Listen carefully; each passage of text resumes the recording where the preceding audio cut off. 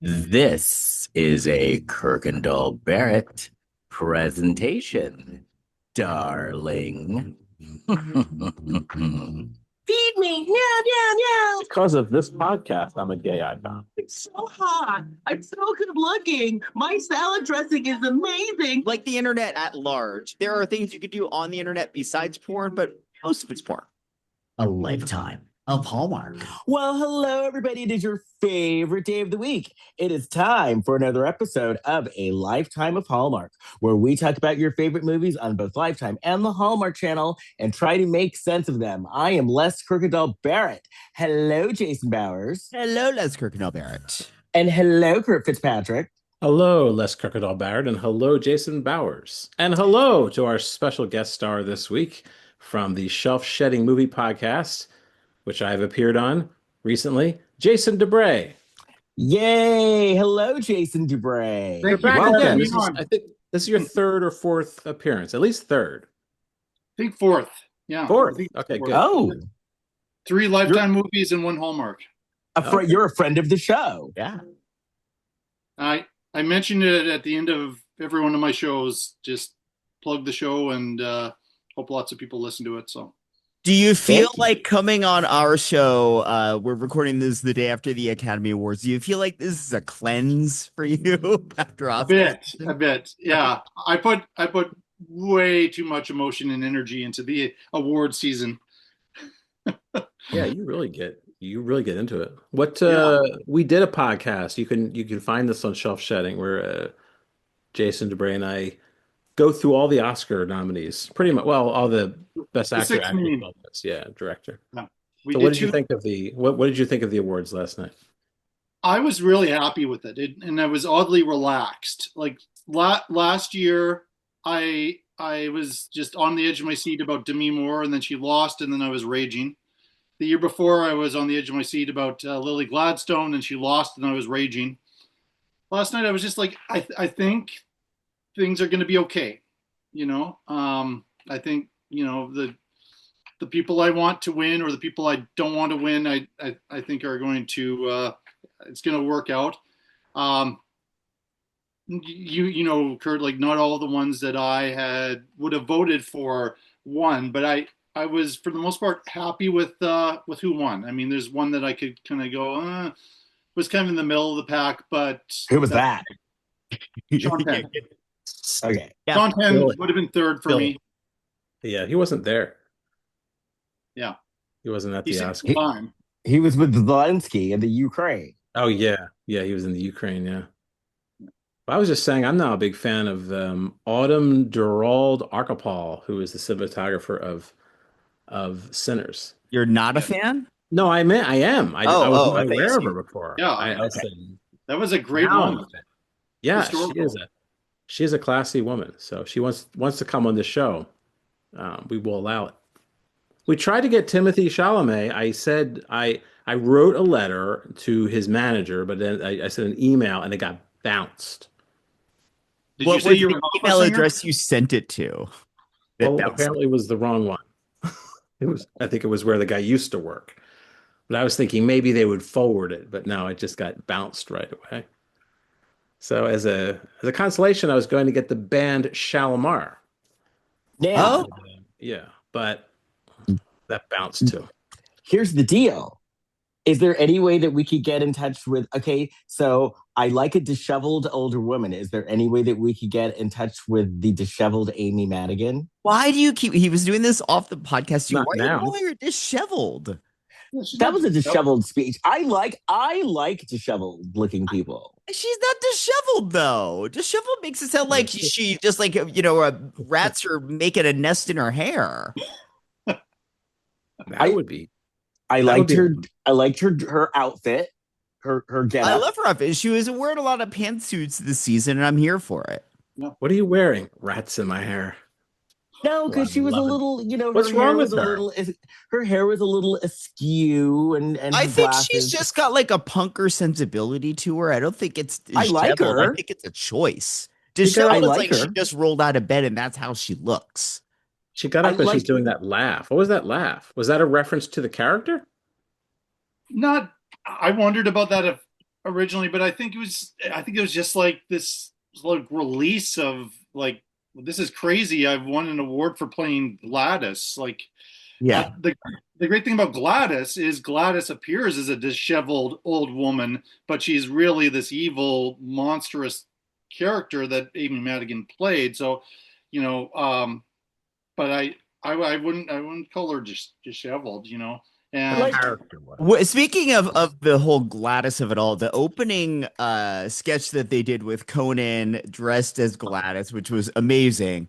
When the kids were running, this really bugged me because the great thing about that scene in Weapons is the run of those children is very, very specific, and they didn't have these kids do that run. they're flying almost. Their arms are out. Well, they're flying, but like their arms are all up, and on the Oscars, they were just running. Yes. And I thought if you're gonna be like mimicking the style of the movie, that's such a recognizable thing. I'm surprised they didn't do it. Yeah, I heard that. I heard that criticism elsewhere. Yeah. I don't know. I did What like did it. What I don't understand is, I'm sorry. Go ahead, No, Les. go ahead. Oh, I was gonna say what I never understand about these award shows is that the little bits that the presenters do, and they always bomb all the time. And there was one with Bill Pullman and his son. I didn't even understand what that was supposed to be. I don't know what they were talking about. It was some joke, and then Will Arnett did one, and that wasn't. I was like, did they miss something on the teleprompter or something? Like, it doesn't even make any sense. Some of the stuff. It's I think insane. it's two things. I think one is sometimes that is written for them and they just don't show up to rehearse it. And Why two, not? even if they rehearse it, if it's kind of a big swing that you're taking comedically, it doesn't always play in the room. No. Well, it doesn't even make any sense. Some of these things. The Pullmans aren't funny. Like I don't know why you would I rely on thought them for that. they were on the show. I thought they were on the Oscars because I believe they're in a Spaceballs sequel. I think the two of them are in the Spaceballs sequel. So I thought they were promoting that. Even when they said the word sequel, I thought, oh, they're going to mention something else, Spaceballs. But instead, Well, I don't know what they're the talking about. bridesmaid bit was good too, but that went on pretty long Mm. because they had five of them up there for that reunion or whatever. And the one that was missing is the star of this movie, Wendy McLendon Covey, that we Yes. watched for this week. Yes. Really? That's her? Well, she wasn't there because she had plastic surgery. Correct. Yeah, she had Wait, like a what? neck job. She released a statement why she wasn't part of the bridesmaids reunion. She said she had a neck lift. Yeah, she had a neck lift. You Couldn't she have waited? scheduled your neck lift before award Maybe season. she already had it scheduled because she's got a busy schedule. She's working on St. Dennis Medical. So maybe she say, hey, this is my window of time to do this. Probably So tough do to you get think- in during award season because there's so many procedures that need to be done by the A-listers. So Neck job. Now, do you think that this movie was her neck lift money? No, because this movie was before she was on St. Dennis Medical and was still rolling in the Goldbergs cash. Is this really her? Okay. That's really who you're talking about? Yes. Oh wow! So this was a good choice for this week then. I think Right, just it was coincidental, timely. though. Yeah. Kind of. It was timely. Oh, okay. Yeah, I And guess that I've is her. I actually- didn't really watch that show. I've actually done storytelling where she was like, I did a storytelling thing and she was a judge for it. I've met Wendy McLendon Covey before. No. Okay. She's very nice.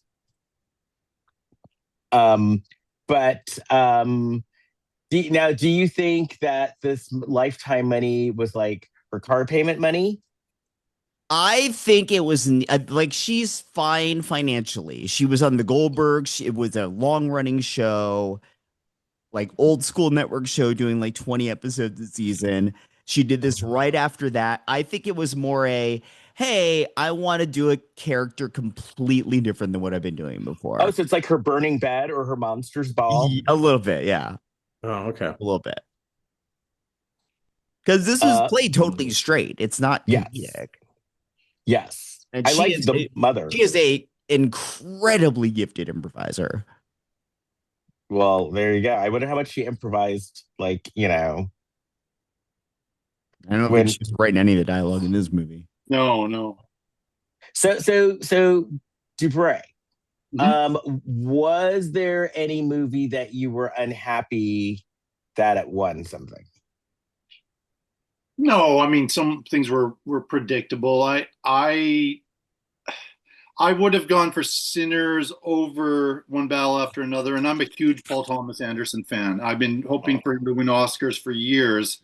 I just think Oh. Sinners on rewatch was a better film. Sentimental Value is one I really it stayed with me. I didn't expect that much from it, so I was happy it got something. It was in the most predictable category for it to win.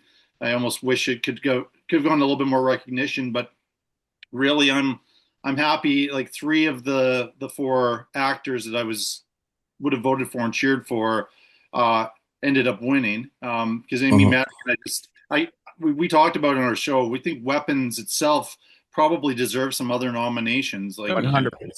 Yeah, I the love it. screenplay is brilliant for it, and I think that and it could have snuck in like the F1 spot for like the 10th Best Picture spot as well. But yeah. So I wasn't the biggest Frankenstein fan. I like it enough, but it was predictable to win some of those tech categories, and that was all right. I would have gone in another direction there, but this was, as I said, I get way too over the top passionate about this, and I was just sitting there and just enjoying the show completely last night and just appreciating everything that was happening. It wasn't a perfect show, but it was. I thought it was quite well done. Kind of had a party feel to it. Like when everybody had like their lights up, holding the lights when they're doing K-pop, and some of the musical numbers were very like extravagant. I I mean, like that song. Yeah. Conan and the team did a really good job of amping up the energy out of the gate by having the kids run into the theater and they're like blasting Beastie Boys Sabotage. Like, Cool. what a way to give that show a jolt of energy from the start. Yeah. We're going up. I like that so much. I was actually like a little emotional watching Oh, the opening. Yeah, it was fun. Yeah. It was like a real, yeah, it was just like the whole spirit of it was like really awesome. Yeah. And like Conan, I didn't grow up with Conan, but I watched Conan like I guess in the early 90s, right? Didn't he start like early 90s, 94, 95? 93. Yeah. Writer for The Simpsons initially, but yeah. Yeah. What's He that, Lynn? was. Conan Yeah, He was a O'Brien. writer for he was a writer for SNL, and then he was a writer for the Simpsons after that. And Yeah. he was Oh. he came to LA. His first job was writing for a show called The Wilton North Report, Yeah, I remember that show. which was when they got rid of the Joan Rivers show, which then became the Arsenio Hall show before he was syndicated and started getting ratings for the network. They had already canceled it to replace it with The Wilton North Report, which lasted, I think, 3 months. No, I remember it though, because and he Yeah. wrote, and I think he wrote for Not Necessarily the News, He so did. HBO. That I used to love that show. So he's always been good. Now you know who else we love? Kurt. Do you have any Blac Chyna news? Hercules. Doing a piece of China. I'm talking China. Blac Chyna. Here's Kurt Fitzpatrick. I did the story about Tokyo Tony before, right? Where she slams skeleton face Kia. Yeah, I did. Yeah. Yes, we did. Yes, I you Brought did. it up twice, actually. Well, I love it. I gotta bring this back. Well, I've got another one. So Blac Chyna. Now, Jason Dubray, you know who Tokyo Tony is, right? I don't. Blac Chyna's mother. She's Blac Chyna's Oh. mother. Okay, now I got it. Okay, Blac Chyna says encouraging others to join OnlyFans because of her earnings was not godly. I haven't said that. Aw. I haven't done that yet, have I? This is from complex.com. So Blac Chyna says she came to believe it was not godly to influence others to join OnlyFans. In a new interview with Devin Franklin on his YouTube series Food for Thought, Chyna explained that watching others see her success on the platform made her confront the moral weight of her decisions. just really took me being truthful to myself with the lifestyle that I was living, the things that I was doing, how I was affecting people in a positive way or a negative way, like the influence and all of that, said the 37-year-old multi-hyphenate at the Oh, she's a multi-hyphenate at the now. 6 minute 57-second mark in this video that's here. I had to take a step back and think about, for example, if I'm only doing OnlyFans and people are seeing that I'm making so much money, that's going to influence them to want to go and do OnlyFans. The backlash of that is God. That's not a good thing. That's not godly. So when I'm being judged, I have to speak up and take accountability for me leading people to destruction. Now, China reportedly made $240 million on OnlyFans in 2021, but shut down her account just 2 years later. When Franklin asked why she joined OnlyFans in the first place, White explains that it was a decision driven by financial desperation, not ambition. Despite having Well, multiple businesses and saying she wouldn't do anything that would degrade myself after being a stripper for 6 years, China admitted that mounting legal pressure changed everything.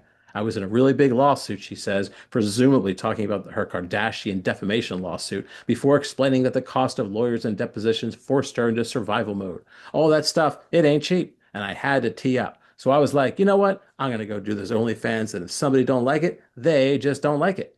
China added that fear of being exposed shaped how cautiously she posted content and that she worked with a company to remove anything that leaked online. In the same year, she shared her journey with sobriety.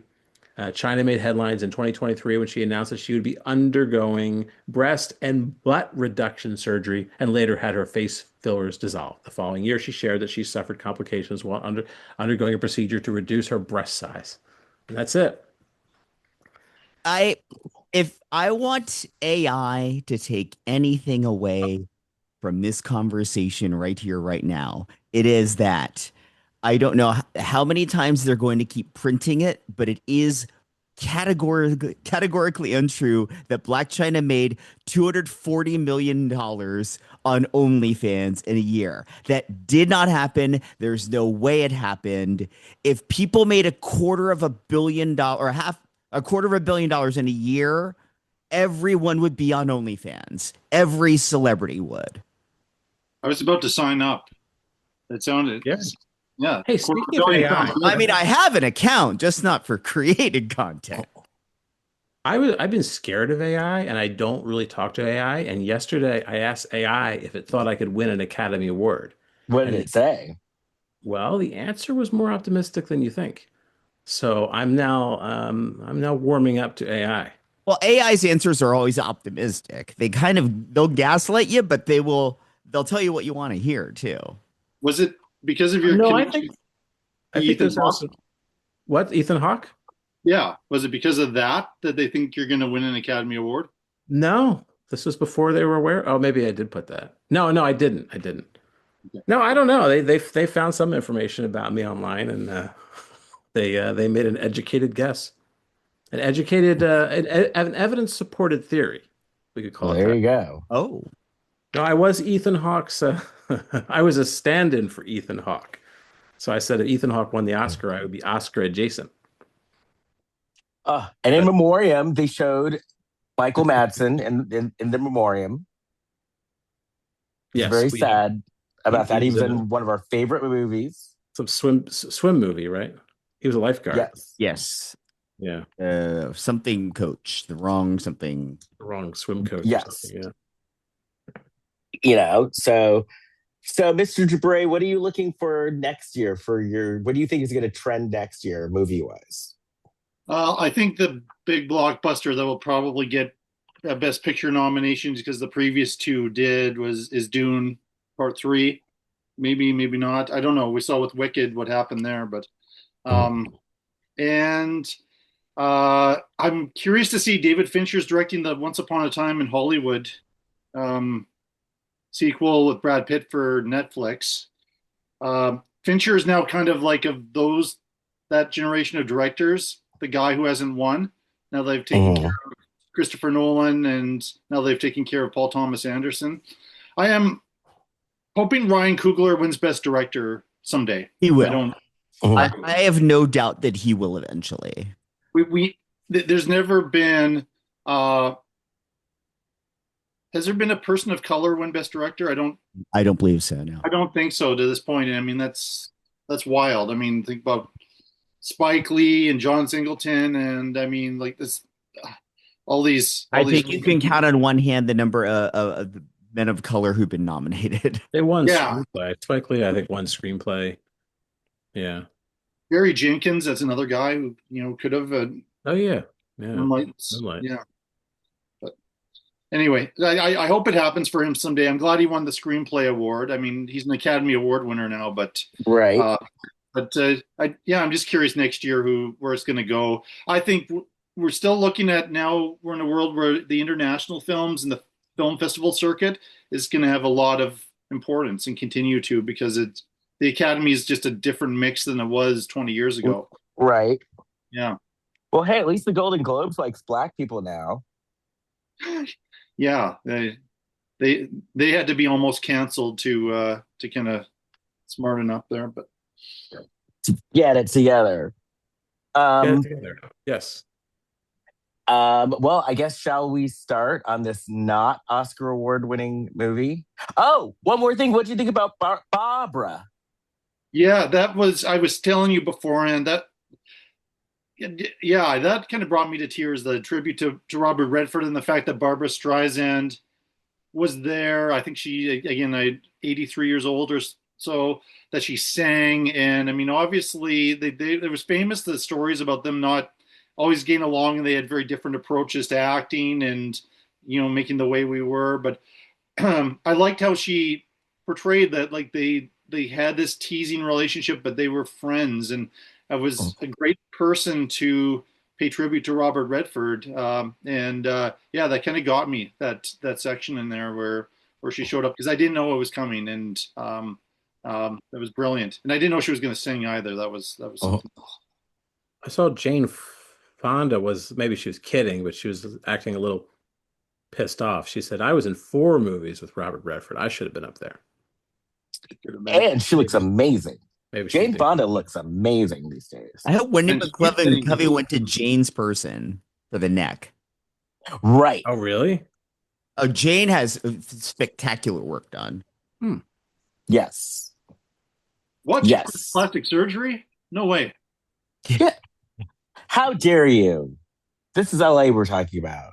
Oh, the tell with anyone when they're at that, because she's in her 80s, at that age, like the face can look impeccable, but the hands is where you The hands, give it away. Oh, yeah. just wear gloves.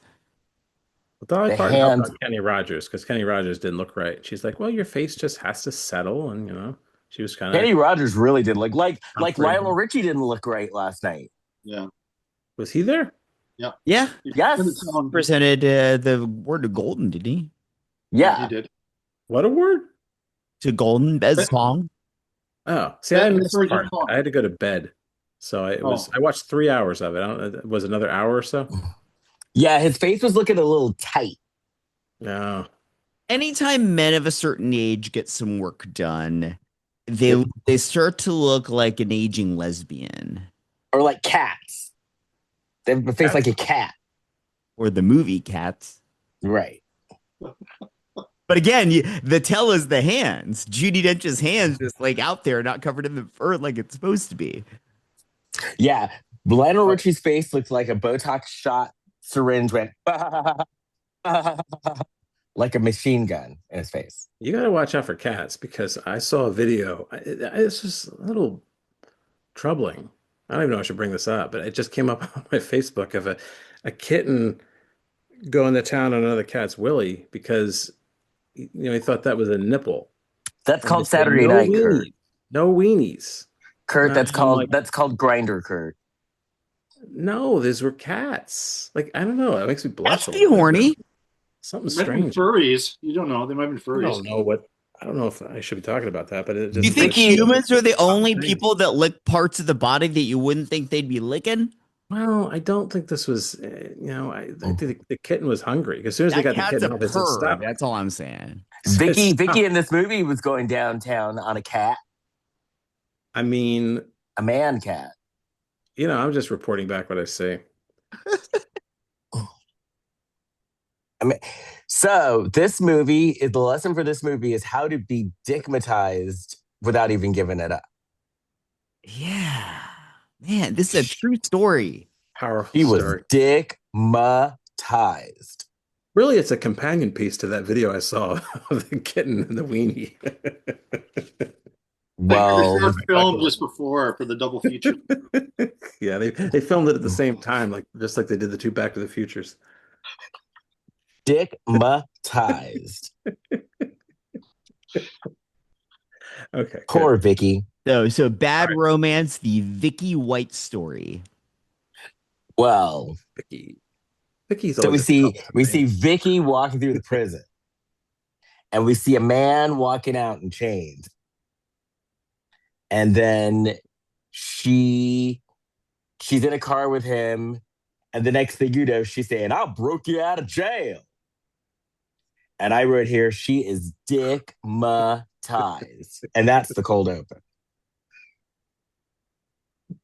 So then her alarm clock goes off and she has like this boring life where she wakes up, she feeds the dog, she eats a sad little sandwich in her car, then she goes to work in the prison. And it happens every day. So a la burger. That's where she was getting the burger from. And it's a sad little burger in her sad little car, and then she has it in a sad little paper bag. Burger looked good. In fairness, I think that was a breakfast sandwich, not a burger. It was a sad little breakfast sandwich. Little sausage. Sad little sausage. She hadn't seen sausage in years. Well, yeah, that's the only way she's getting sausage right now. So maybe she shouldn't be sad. She wanted to get dick down. She was like... What's wrong with routine? Her lady bits were aching. So... bacon. So she works at the prison. She's worked there for years, and she's talking to one of her coworkers about how I guess they take turns taking the prisoners into town or to court. And she's driving Casey, the new criminal, to court, and she's making small talk, which I didn't think that they were allowed to chat with them on the way to the court. I think they can a little bit. Yeah, I mean, who's going to enforce that? So then later, she then I wrote here later, she's leaving work with more food. She eats a lot. She's not big or anything, but she eats a lot. Then she's at a bar in a sexy outfit, and this guy wasn't even paying attention to her. Now, wait, so you call Amy Madigan disheveled, but you call this outfit sexy? Where is the line, Les? He was showing her shoulders. And she had hooker makeup on, pink. Well, she's it pays to advertise. Do you think that Amy Madigan would have not looked disheveled to you if she had been showing off some shoulder? No, she still would have looked disheveled. But I told you though, I like disheveled. Disheveled is not a bad thing for me. Didn't Aunt Gladys kind of have it together though too? She put a lot of work into her hair and she had a lot of makeup, yeah. And that wig. Mm-hmm. Yeah. Well, she needed the wig. We saw her without the wig. Right, her hair was disheveled. I like that her hair is disheveled naturally. She's like, what's going to distract from this disheveled hair is a crazy person wig. This wig is insane. A lot of wigs. This woman in this movie wears a wig too. So yeah. Later on. Oh yes, she does. Yeah. The wigs here were at the level of the show The Americans. Oh, I was an extra on that. I played a bartender. Oh, do you wear a wig? No. Who did you serve? I don't know. I never watched the show. No. Not even one episode. What's it like for you? Tell me the episode. Kurt, you genuinely would love it. Oh yeah. Well, somebody told me they didn't see me on that. They watched the episode and they said that the camera was I was off camera, so my scene I didn't actually appear on the show. So I would like it. Oh, maybe. So then, after she didn't get attention from a guy, she went home and did her whole thing again. Yeah. So she's talking. So then she's visiting Tommy, her ex-husband, who has Parkinson's. And they're talking, and she's telling him how her life is boring and it's like Groundhog Day, and she just has a bored life. You said it's boring. Like it was a big line read there. Boring. Right. She felt invisible.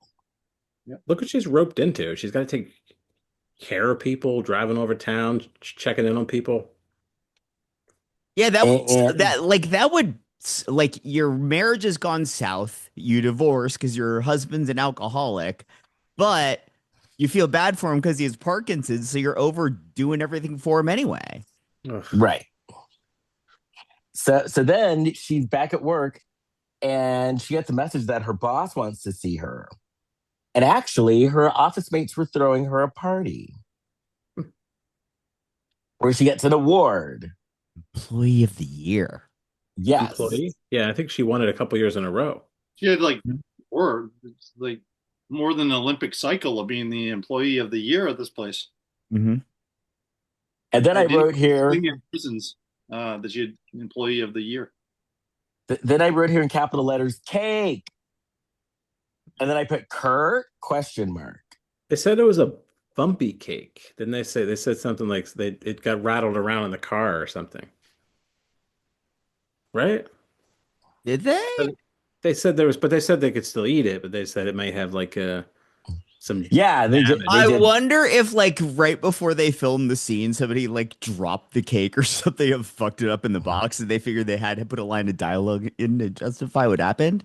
I didn't see the cake though, except they eating it. They didn't show it in that scene, but they cut to a scene of her eating the last piece of it straight from the box at home. Yeah, you mean straight from the box. Just in case that cake ended up on camera and it was some. They were saving somebody's job.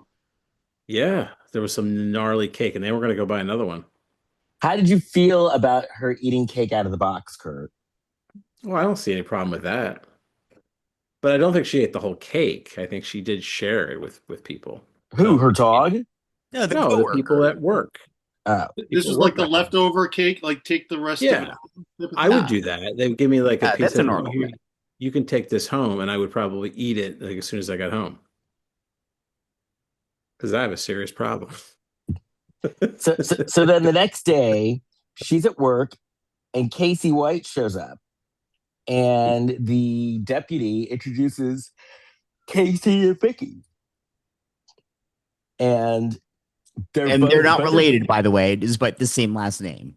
White people. Right. And so he's like, I thought you'd be kissing cousins. And I'm like, well, that's inappropriate. A lot inappropriate in this movie. That's the part that bothers you less. and one of many. So then later, her sassy mother bothered by comes the over. way Amy Madigan was dressed at the Oscars. And it looked like a tree or something. What, the Amy Madigan? Yes. It looked like she bought something from the Michael Jackson concert store or something. Like it was very like it's kind of military, but with sparkle. Mm-hmm. I could get an image up. Take a look at it again. It sounded like she didn't really prepare a speech either. She was just winging it. I think she thought Tiana was going to win.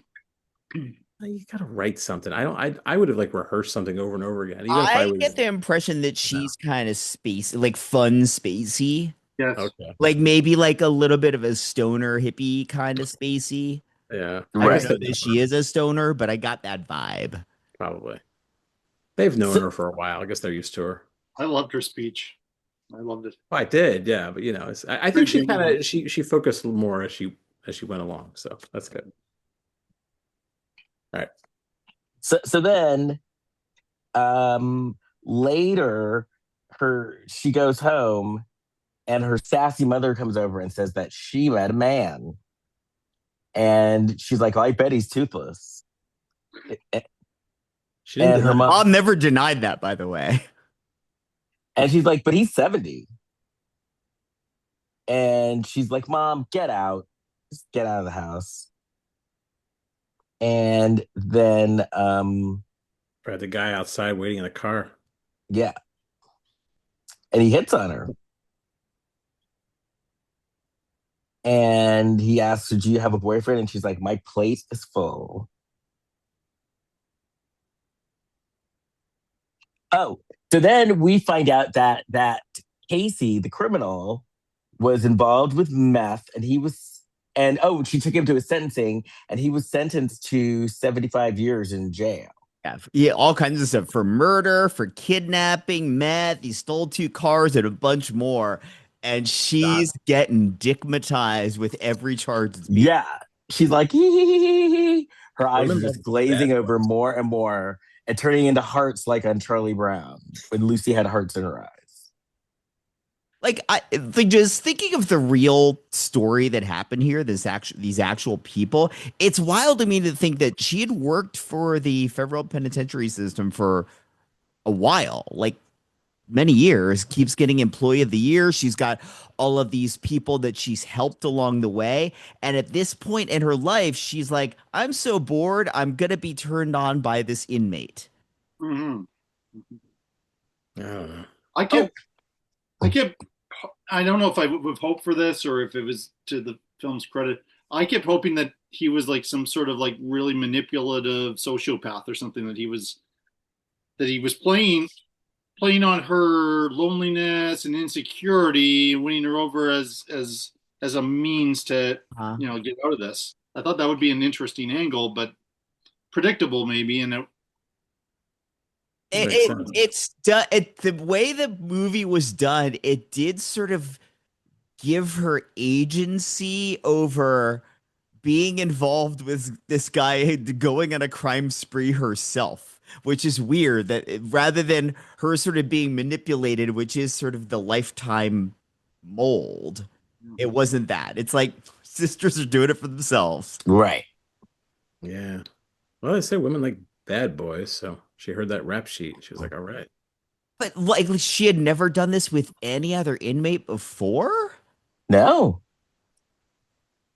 Like, No, I just wonder if the fast turnaround of this movie, because the case happened like this, the breakout happened in April 2022. This movie came out in the fall of 23. Mm-hmm. So like a year and a half turnaround time. Like, if he's still alive, he's probably still on trial. So they can't really indict him with this movie. So the movie can't go too hard on him. wow. So then Casey tries to escape. Oh, wait, first she starts having fantasies now. Yeah. Oh, that's right.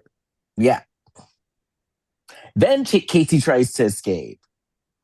She fantasizes she's like in the bathroom looking in the mirror, and it's like a steamy mirror. Mm-hmm. And it's him like coming behind her and like making his move, but it's not real.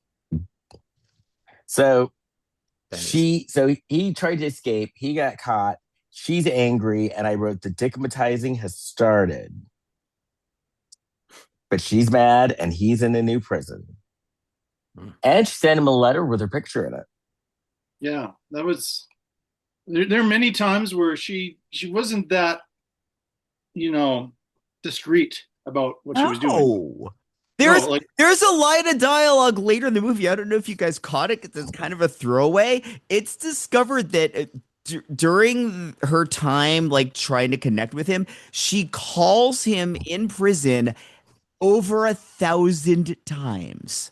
Well, there you go. Every call recorded, so that's great for her. Yeah. And she works for the prison system. Like, what the hell? Tomorrow when I plan to break somebody, the person I'm have an emotional affair with, out of prison, I'm going to make sure that in my work vehicle, I'm going to step outside and just make out in the middle of the street where any camera or anybody can see me. That's also a good strategy, I think. Yeah. Let me make a paper trail of all the illegal shit I'm doing. Yes. Yeah. Yes. Well, she worked for the prison. Maybe she would come to work and erase the cassette that has her conversation on it. That'd be good. I don't think she has access to that because he's in a different prison than where he works. Mainframe of it. And she was even calling from her office. Granted, it was on her cell, but she's at work making this phone call. At work, that's right. That's stealing from taxpayers. Really, and they're like having phone sex too on some of these calls. Oh, totally having phone sex. Oh yeah, yes. Not real sex, but phone sex. Okay, yeah. From the actual transcripts of this case. Yeah. Like somebody's on that call listening to them. It's not like they record it and go back to it if they need it. There's somebody there monitoring the call. Oh no. I want a movie about that person. Yes. Into listening to it. Yeah, that'd be interesting. I didn't know someone did that. So they listen to it in real time? Absolutely. Someone has a job listening to the phone calls in real time? Yeah, because they want to make sure that like nothing illegal is being talked about. Oh, I'll do that. Someone can hire me for that job. Like, what would your hours be, Kurt? Well, no, I think I could work from home and just on the computer, I could listen to the conversations. You'll be like Gene Hackman in the conversation. Yeah. Yeah. You'll play your music, you play your saxophone, and just listen to his messages. And yeah, that's exactly what'll happen. Like Lily Tomlin's phone operator from Laugh-In. Yep. That'd be a great combination. Yeah. Ernestine. Yeah. Yeah. One ringy dingy. Right. I'll be a cross between Gene Hackman and the Ernestine. Oh dear. Operator. And then I'll sing that Midnight Star song. Operator, this is an emergency. This episode's gonna do really well with people that love like 80s R&B because you referenced Shalamar and now Midnight Star. It's just a dead giveaway. Dead giveaway. It's in the sheets. I'll be a freakazoid. Come on and wind me up. All right. So Casey gets sent to a different prison.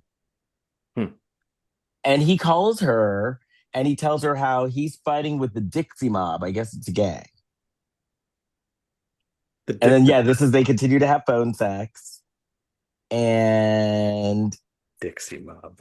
Yeah. And they had a lot of phone sex. So then she comes home one night and her mom and her mom's friends scare the shit out of her because she goes into her room and her mom is in there.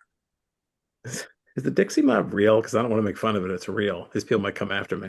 I don't know. They don't know where we are. The mob isn't real, but if they were, I'm sure they're nice people. Well, all right. The Dixie Mob. Are these? Never mind. I'll just leave it alone. Just be on the safe side.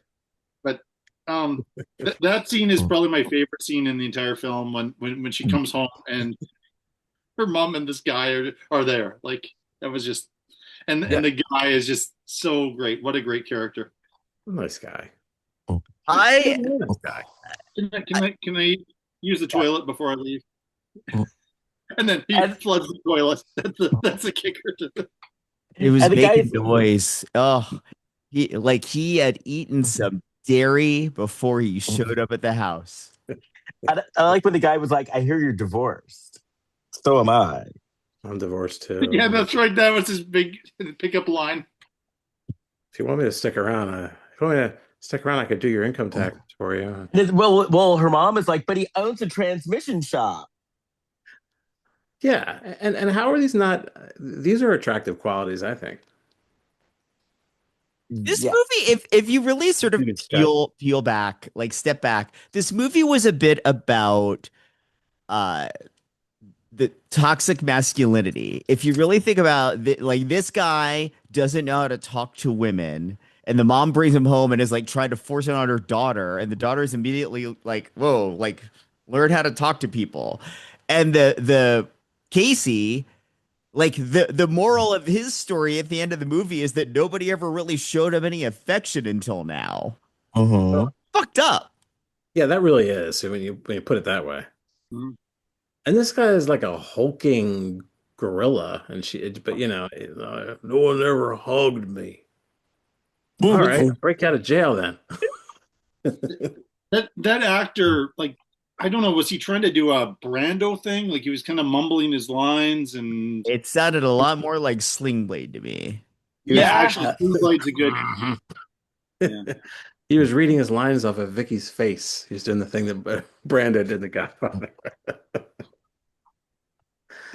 I'm not gonna watch the Apocalypse Now, the Apocalypse Now documentary. Like Marlon Brando's such a mess. He's like, I'm not doing any more dialogue today. I'm done. All right, well, I guess that's a wrap. All right, I'm back. So Vicky goes to visit her ex-husband, and they're talking about death and stuff, and she's like, well, if you were to do it all over again, would you have done the drugs and stuff? And he's like, no, I'd actually do more. Oh, well. And he says it's about enjoying your life. She likes grizzly, gnarly men. She really does. This is the turning point for her. This is when she decided on this life of crime. Yes. Yeah. All what became of him. And, yeah. She likes these soapless, shaveless. Just. Would you call them disheveled, Kurt? Just that word's already been used. I like soapless. So she says, so she finds out that Casey's appeal was rejected. And yeah, he's got 75 years. Mm. And then he goes in and he confesses to a murder. Did he commit this murder or not? No. He said we don't know. He admits to it, though, so that he can get a sentencing hearing, and they have to send him back to where Vicky works. Oh, well, he did know some details, so maybe he did it. That's what I'm saying. Like everything that sort of points to, this guy was totally guilty, they would sort of write around the edges of it as to not implicate him. And then Vicky finds this out, and she's like, "What the fuck? What the fuck is your issue? Are you crazy?" And he was like, well, I'm not going to get out anyway, so it's no big deal. And she's like touched by the fact that this convicted meth head murderer, car thief, etc., would admit to one more crime so he could be closer to her. That's romance right there. That's true love.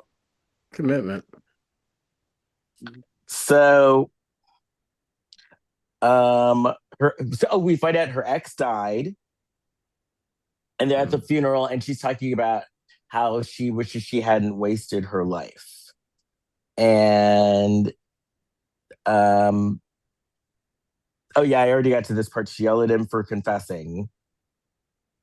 And she's looking at a map, and she's starting to plan the escape. Yeah. On the work computer, she's searching for routes to Canada from Alabama. Yes. Alabama. When they should have just gone to Mexico, but we'll get to that. Oh, yeah. I'm in Canada. I've been searching routes to Alabama recently in my work computer. Is that gonna get me into trouble? Yeah, well, but these days, you never know. It's people will question it because they'll be like, why the fuck are you going there? The real trouble will begin once you arrive in Alabama. Yeah. No, Alabama is fine. It's fine. I'm sure we have listeners there. So then, your top state. All right, I apologize. So then, Vicky is making plans. She sold her house. She quits their job, and her boss is like, "You should just wait this out because you're going to lose your pension." Well, she retires early. Yeah, and I read the real Vicky. This all went down on the day before her retirement. What? She couldn't wait a day. Oh, so she never retired. Well, she had to be in the job though, probably to get access to him, right? Correct. Oh, yeah. Okay. Her mom is pissed because she sold the house on the cheap. Mm-hmm. Mm-hmm. Yeah, that sounded attractive. 95. Yeah. I think 95 for Alabama is actually probably a more than reasonable amount. So why was the mom mad? She said she could sell it for twice as much. Maybe. 95. I didn't get a good look at the house. Sounded low. was a functional house. I mean, I don't think it was. And she tells her mom how she felt that she was in, like, her life was a prison, that she was in prison. So then she goes to a sex shop and she knows the woman who works there. It's one of her prisoners or something, right? Yeah. And then after the sex shop, she goes and buys a used car. I What did thought she you were buy? going to say something else that was used at the sex shop. I thought you were going to say she bought a used condom. Oh, It was on the discount. Wow. yes. The money the money I got from my house sale, I'm gonna. Hey. I didn't get enough on my house, so I can't get the brand new condoms. Let's get the used ones. Mm-hmm. Right. I did like the girl at the sex shop, Charlene. She's like 2 years clean because of Vicky's help. Like the scene was in there to show that, like, hey, Vicky was like actually like took pride in her job until now. Employee of the year. I mean, for 4 years. Yeah. But she would have worked in a women's prison. Where did Maybe Charlene she did come before. from? Okay. I was hoping to hear more about that. And that actor was good. I think she did a good job. I'd like to see a movie about her. So, she buys a used car, all in cash. Fake ID. She buys a gun. Semi-automatic. She said, let's start talking shotguns. And then she tells her mom, I'm putting myself out there. When I was in Texas, I remember going to Walmart and they have guns, like they're selling guns in the counter. And I said, whoa, that's something else. I live in New York. I lived in New York at the time. I live in New York. They don't sell guns like this. And he's like, the guy behind the counter goes, so what do you do? I don't know. We talk things through. And this poor dog. Well, Spike, the dog with her mom, right? Like Spike seemed to just conveniently appear. Spike. Yeah, Spike. Did you see the credits? Did you see who played Spike? No. Swamp Thing. That dog's name is Swamp Thing. It was in the credits. That would have been a great name, Swamp Thing. Yeah, it's the name of the dog in real life. Oh, why did they use a real name? Spike. So she's going to court. So they have some prisoners going to court, and they needed a second officer. So she's like, I'll take Casey. And then she was volunteering to take Casey to some psych eval, and the sheriff is like, oh, the new rules, you're supposed to have another person. She kind of talks her way around it. Because fun fact, he doesn't have a psych eval. She's trying to break him out. She says she's feeling sick. Like I'm feeling sick. Oh, I don't know if I can, whatever. And then he kind of falls for that. Yeah. She's and the four-time employee of the year. So maybe you trust that employee, I guess. And then she gets him out of jail and she says, I just busted you out of jail. And then they're driving and he's just horny. Like trying to get it in right then and there. Yes. And that's when I had the realization that I don't think they've actually boned yet. Right. So and then she did what you shouldn't do. She revealed that she had a lot of money in this pink bag. She told him to go look at the pink bag. There's a lot of money in there. $93,000. That's what I thought it was going to churn. That's what I thought the story was going to churn there, but no. And then she talked about going to Mexico, and he said, I don't speak Mexican. And so then they're like, well, let's go to Canada then, which I'm like, dummies, you should have gone to Mexico. It's a shorter drive. Much shorter. Now, how are they going to get into these places? They do realize that it's complicated there's complications to this. Getting into Mexico and Canada. Canada, they check your record. Canada, they check to see if you got a record. And even if you have just a driving while intoxicated, you can't get in. Driving into Canada, you get harassed by the Americans. I walked into Mexico once. Yeah. I think there was some issue there. Get back in. A different. But no, yes. So they change clothes. They decide they need a different car. She has a brown wig. And this is where we start finding out that Casey isn't as nice as he's been portraying himself to be. He's a little unhinged. But she probably should have. Yes. Yeah. Which, by the way, we have seen this side of him because he fucking took one of the other people working in the penitentiary hostage, like knife point or whatever. Yeah, right. And also his extensive criminal record that put him behind bars. Yes, there's that. Yes, yeah. There's be a surprise with the car dealer. Oh, so that murder charge means you're violent? How? Well, he was gonna beat the shit out of the car dealer. I was looking past that. I wish he'd played it scarier though. Like he never seemed like he's upset and he's threatening, but that's all in the script. But the actor never felt frightening to me. He's a teddy bear. Also, she's wearing a wig. Why isn't he wearing one too? Yeah. He's the more recognizable fugitive. Well, yeah, it's an ugly brown wig too. Yeah. I forgot to wear my headphones. Could everybody hear me okay? I forgot this microphone. Okay. No, you sound fine. Oh, good. Maybe we'll just continue with this then. All right. So,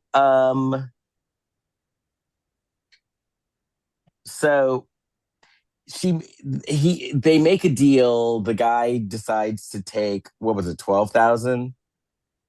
Well, I didn't actually understand this beat because the truck that they were eyeing had 10,000 written on the windshield. And I don't know if it was because Casey started like blowing a gasket that the guy's like, fuck you, I'm going to charge you more now. But somehow the price became $12K and then she had to talk him down to $11K. But it said $10K on the window. Right. Yeah, that was the guy who's trying to sell the car. I don't know what he was trying to get away with. That doesn't make any sense. Oh, he advertised it as 10. Yeah. So it's 10. Yeah, you should advertise it as 12 when you want 10, and then you kind of haggle that way. Right. Yeah, and that's what got him mad was that he was adding another whatever, Yeah, that's obnoxious. Yeah. So then, he finally agrees to he agrees to 12,000, right? 11, yeah. So then, back in Alabama, everybody thinks that Vicky's kidnapped. Mm-hmm.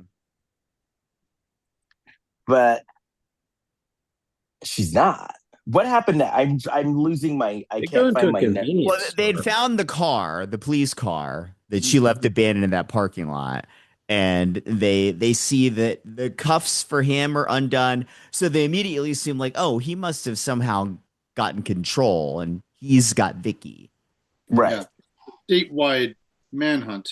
Yeah. It's a blue alert or whatever. They go to a convenience store. Yeah. And so Vicky's like in her wig, paying at the register, and then like clocks on the TV that it's made the news, and they're both on TV now. So she's like, "Hey, we got to get out of here." Right. That sheriff who was like kind of blind to everything that was happening, he got mad at like the most professional, the one guy who had the knife at his throat earlier, by saying they've been flirting a lot. And he's like, "Why am I not hearing about this now?" Yeah. And then because also like this shows how negligent the guy that was held at knife point is that he has seen these two flirting on and off for a while and has been held at knife point by the guy flirting with your coworker, and you never thought to flag that to your superior? Are you kidding me? Right. So professional. Maybe some kind of code. You don't snitches get stitches. They should get stitches. Well, so do people that get stabbed with a knife when they are taken hostage. So is this where they go to the hotel and he's bored? Stabbus camping. Stabbus get Krabbus. I don't know. Short notice. Yeah. Gotta work on it. We're not at the hotel yet. We're at the where they're camping. Yeah. Okay. They're by the fire, and this is where they finally bone. Yes. Well, they have a unsuccessful first attempt. Yeah, he comes right. Yeah, See that outtake? He recovered he shot his spectacularly. wad. Yeah. You see that The quick outtake cut from the awkward scene into, wow, that was the best I've had in ever. Oh And wait, then what was she's this? like, you can always reload. Oh, you're talking about the camping. Yeah. Yeah, Yeah. No, he was finished in a second. I was like, you can always reload. I think she'd be happy about that. But then they woke up the next morning and it was It's amazing. she was took Right. all night. Well, neither one of them is boned for years. Years. Where do we saw another movie that was like this too, where there was like delayed post prison boning. Sounds like an academic paper. A Hallmark movie. Is that for, No, is that for your schooling right now, Kurt? Is that the one you're working on? yes, that's what that's going to be my thesis. I'm going to be handing it. So then, is this the part where they're driving down the street and they think cops are following them? Yes, they think people are following them. They're delusional. Yeah. No, there is a police car, but then it's not. It pulls over. They were crack like agents or police for it because they found the car dealership really fast. Mhm. Like they were only one step ahead of the law here. I don't know how they got there so quickly, but Right. Yeah. And they're and then they get a Cadillac, right? Yeah. And then They keep buying cars through somewhat unshady channels. And I feel like if you're on the run from the law and you're going to break someone out of prison, like don't keep going to like dealerships and like checking Kelly Blue Book to buy your next used car. Just like see what this like for sale for $500 on the side of the road. You give the guy $6 and you say, keep quiet. You move along. right. I sold a car on Craigslist. I must have had it on my mind. Right. Well, those people didn't show up. There's probably that year. They're making like official offers on eBay. They're bidding against people. And then doesn't he propose to her? That's when they're outside Not of the yet. motel. Okay, what happens next? I think First, don't they we go have to the car wash? one couple gets pulled over that resembles them and the kind of truck they have. It's not them. Lucky them. And then Casey's with the truck at some car wash, blocking access for anyone else to get in, bringing attention to himself. Which you're supposed to lay low when you're escaping from prison. Well, yeah, they abandoned the car. Like those young hipster kids, though. Yeah. Oh, those kids. Yeah, they were like the jocks from Revenge of the Nerds. I thought that they were going to try to kick his ass. They should have. And they being a D-bag for the sake of being a D-bag. Exactly. Right. They just abandoned a car in the middle of a car wash. I thought that was funny though, because they thought that they were going to kick his ass. It's like, no, that's not happening. Did you say his line was "Say hi to your mamas"? Mm-hmm. Yes. Yeah, I think great line. Mamas. But like Vicky, who's somewhat smarter than him, when he leaves the car in the car wash and he goes in to get in the Cadillac, shouldn't she have been like, hey, we should like put that car somewhere else? Like what? Like who's doing it? You've got all these witnesses there now. And a camera, we'll later find out. All of a sudden, she's clean. And then this is where they paid an unhoused person to register their car, right? No, or register for the hotel. Get their hotel room. Yeah, like an unhoused guy. He did. Maybe he just had a long beard. Perhaps. Well, they paid a disheveled person. He was disheveled. He was disheveled. The word of the day on a Lifetime of Hallmark is disheveled. Yes. The Cookie Monster out here to talk about disheveled. And you know who my favorite disheveled person is? Elsbeth. Oh, Elsbeth. She's not disheveled either. She's quirky. She's a little disheveled. In fact, she's the opposite of she's always very well put together. They're just quirky outfits. Yeah. Like Amy Madigan's quirky as well. Yeah. Quirky and disheveled are not the same thing. Like I said, I don't think disheveled, like Kelly Catrone is disheveled. I don't think disheveled is a bad thing. What else is disheveled? Now, Kurt, you know who Kelly Catrone is, right? No. Jason Dubray, you know who Kelly Catrone is, right? No. Jason Bowers, you know who Kelly Catrone is. I've heard of the name, but I don't know who it is. She's very disheveled looking. Well, that's what she's known for?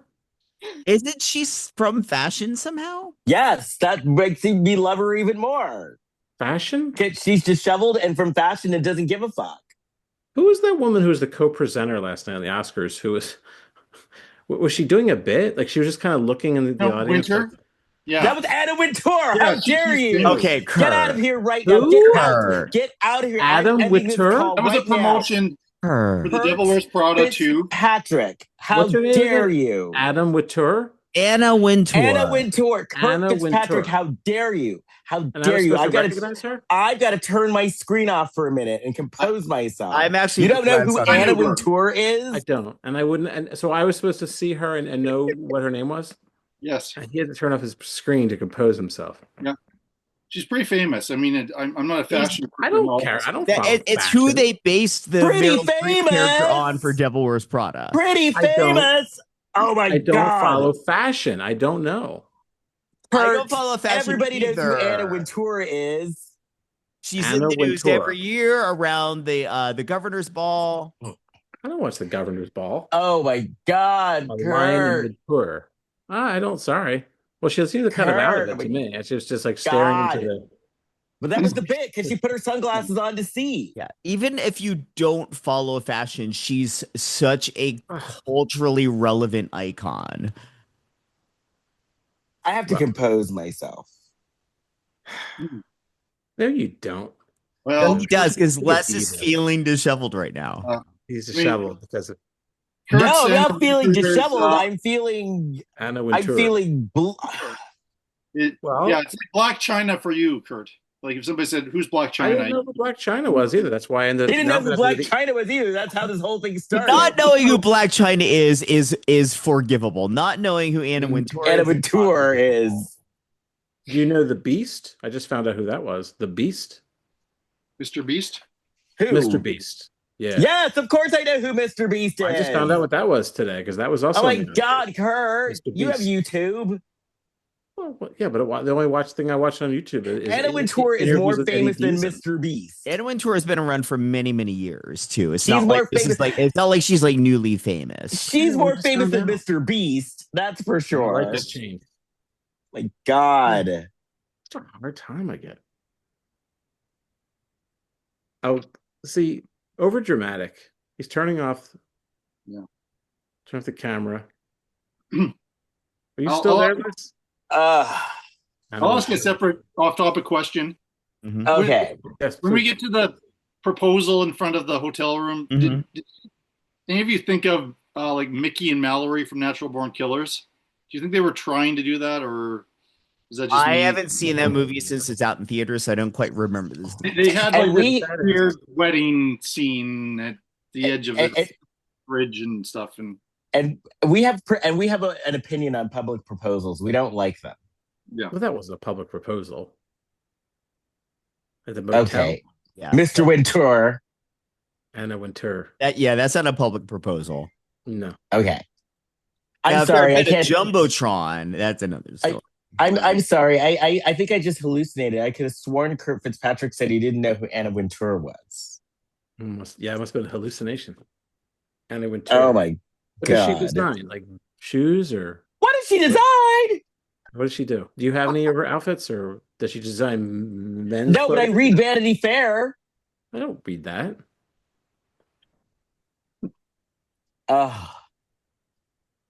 Anyway, I'm not up on the fashion. Sorry. Again, So- even if you're not up on fashion, you've heard of Anna Wintour. I have They known they nothing. wrote did you watch The Devil Wears Nothing. Prada? The Devil Wears Prada.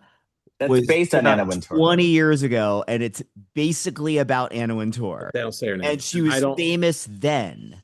But I don't know anything about fashion. I know nothing. You've heard of Meryl Streep? Nothing. No, that is You Meryl heard Streep? Meryl Streep. Yes. I saw Meryl Streep in The Devil Wears IKEA. Prada. No, in IKEA. My Explain. buddy and I were in IKEA. I told you this before, right? What? My buddy and I were in IKEA, and we're in like the meatball section. You eat meatballs, and the next table, like this woman was like, my friend's like, that looks like Meryl Streep, like from the back, and it was actually her. And did She she was, look like, at you and saying- go, did She she look at was- you and go, what are my twins supposed to do? Share? That was the line from Devil Wears Prada. No, she was sitting with like her a couple other people at this other table at IKEA. Yeah, I just love that your Meryl Streep spotting involved her chowing down on meatballs at IKEA. but That's she had a like a little great gig. celeb spotting. She That's apparently like had a me little seeing gig. Tyra Yeah. Banks comparison shopping club soda at Pavilion.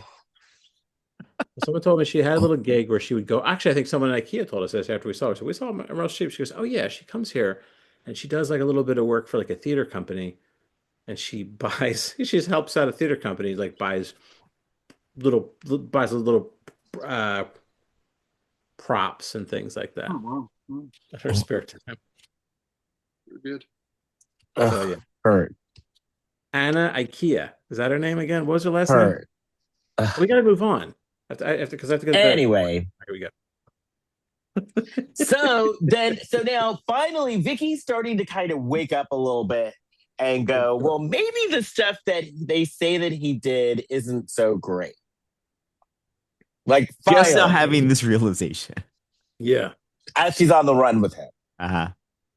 that murder of that woman. And then he's also starting to act weird because like they're holed up in a hotel and he's like freaking out because he's like, I'm bored. So he's basically like a child. Well, there's 5 days they've been in the hotel room. Yeah, but you know. Makes no sense. Like initially they were going to be on the Fine. run, so because they had a head start everywhere, and then they're staying put at a hotel. Just so the law can catch up with them. And actually, Otherwise, let's be honest, it was a motel, not a hotel. the And motel. they had no sense of urgency because wouldn't you just down to the border in Mexico and from Alabama, what is it, like 5 hours probably? I don't or- know. You know, I looked it up. it's not that far. Like it's They were far, staying- but not. It's far. It's but closer doable. than going to Canada. Right. They were staying in one of those dirty, dirty motels where they don't wash the spreads.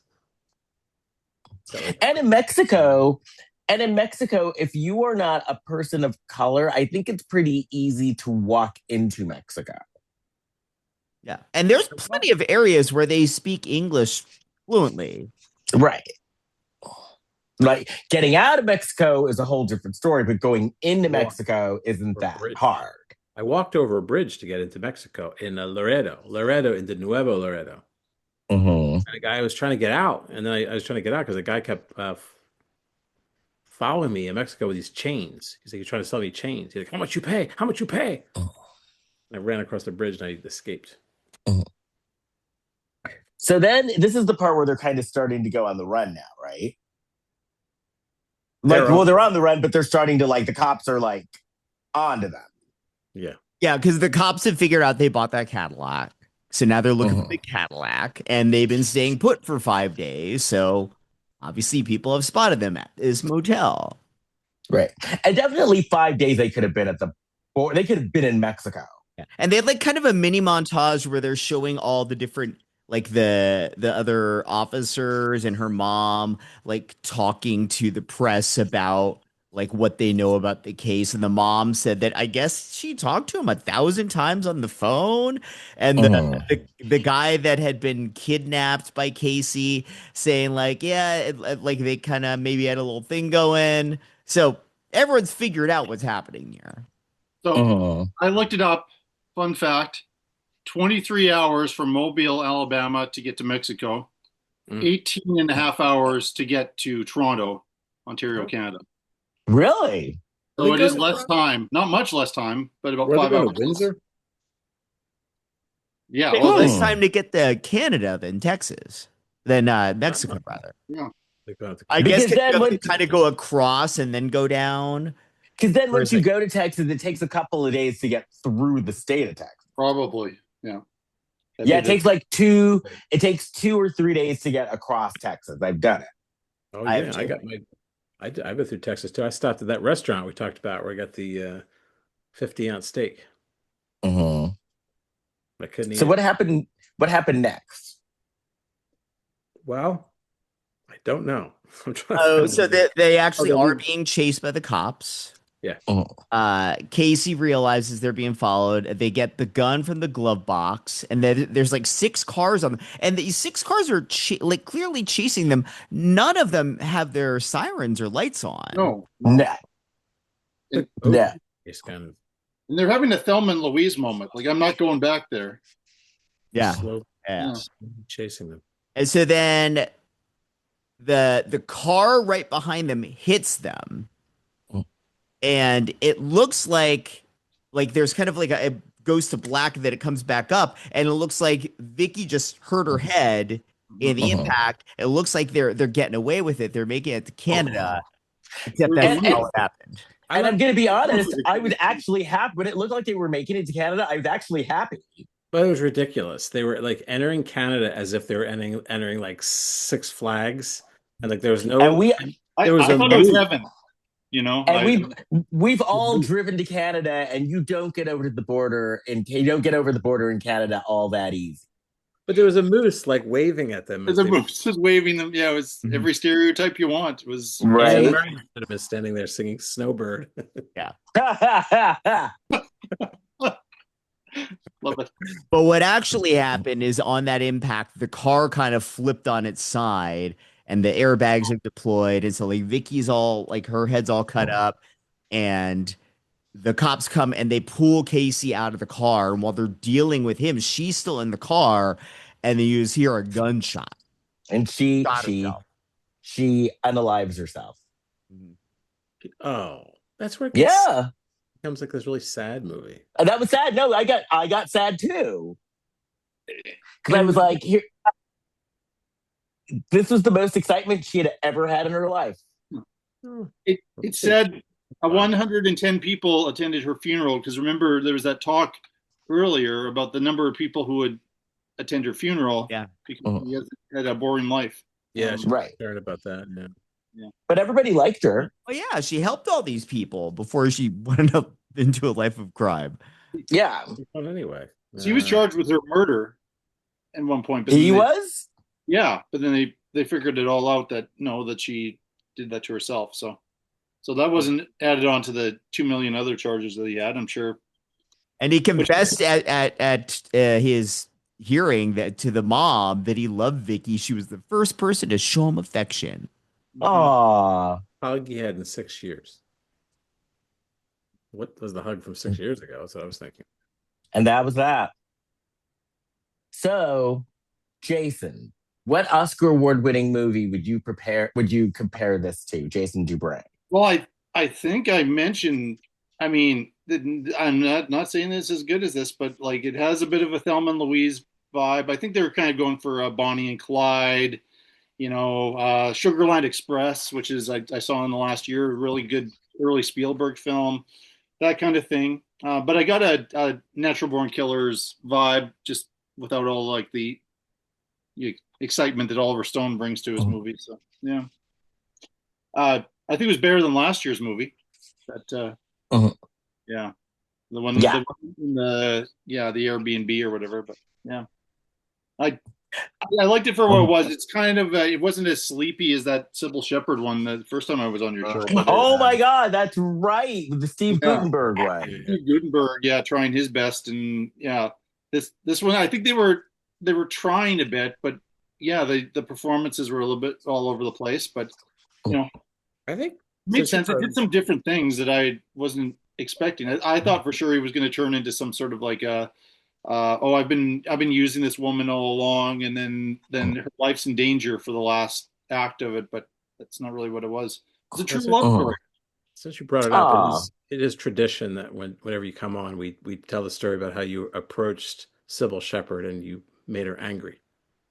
I mentioned what did you say? That was a bad mistake. Now, what did you say to Sybil? I just told her I'm a fan, and I loved you in Taxi Driver. It's one of my favorite movies.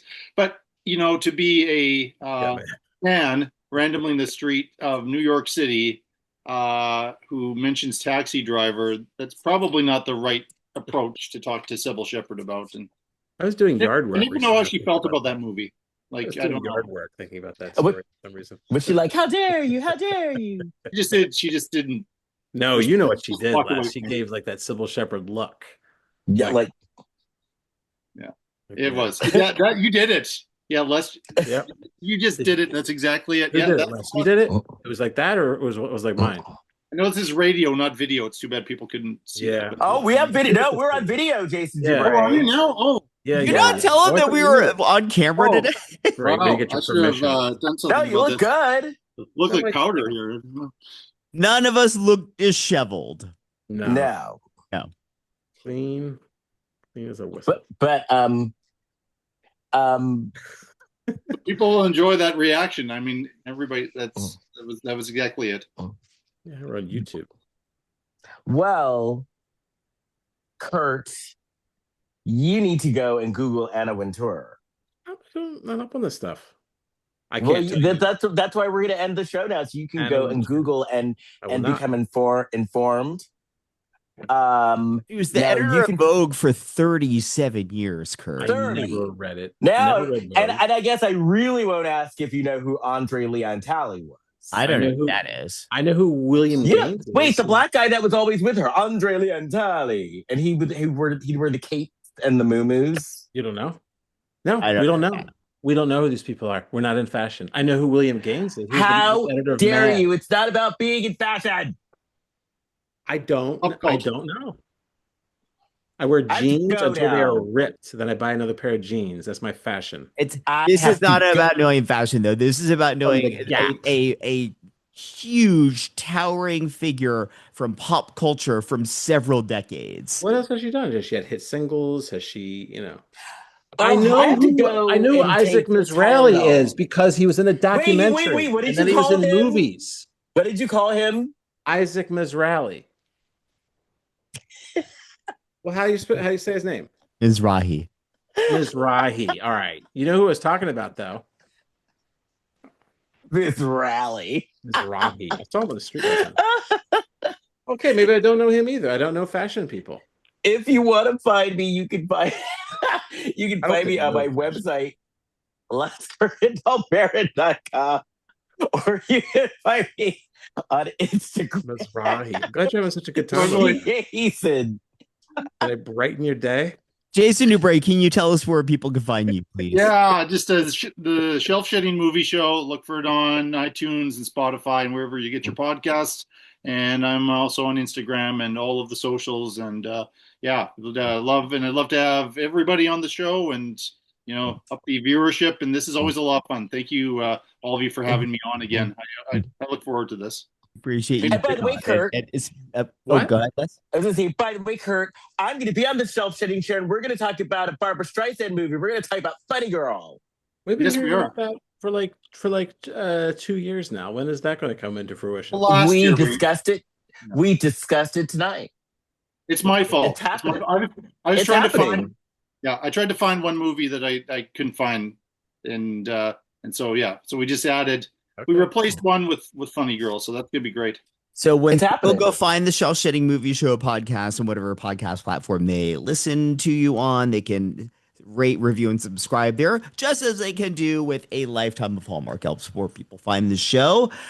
Please, you can follow us on all kinds of socials. We are on Facebook, Instagram, and Threads at Lifetime of Hallmark Podcast. We are on TikTok at Lifetime of Hallmark Pod, and on Bluesky at Lifetime of Hallmark. And you can find me at Facebook, Instagram, Threads, TikTok, and Bluesky at Big Shot Jason. Kurt.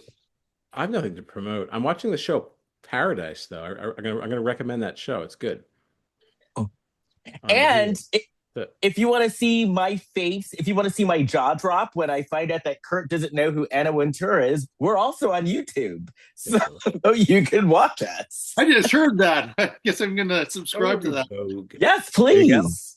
Vogue. Right there, too. She's not in the song Vogue. They made Well- jokes about Conan O'Brien and the white makeup being his actual skin color, and now you can see that I'm somehow related to Conan O'Brien. Those were That's funny. Yeah.